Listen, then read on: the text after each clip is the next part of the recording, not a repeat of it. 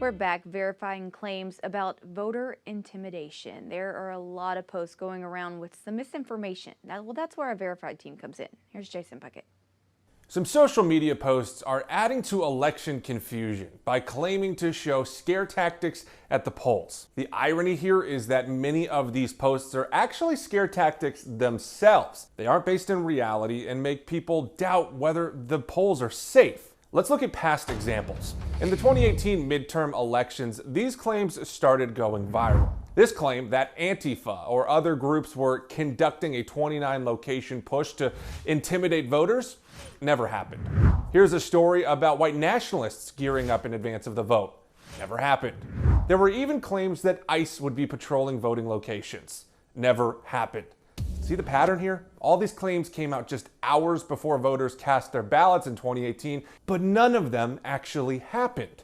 Now, this doesn't mean voter intimidation isn't real.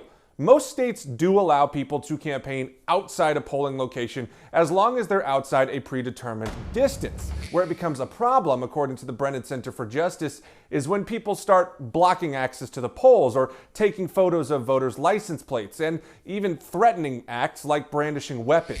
Here's what federal law defines as voter intimidation. Anyone who intimidates, threatens, coerces with the purpose of interfering with someone else's right to vote is breaking U.S. law and can be fined and imprisoned. And this applies to any election in any state. So if you see anything that looks like voter intimidation at your polling location, first call your local law enforcement. And here's the number for the Department of Justice's voting division. Part of their job is to investigate and stop voter intimidation. Folks, if you see any posts like these that you want us to look at leading up to this election, send them our way. With your Verify, I'm Jason Puckett.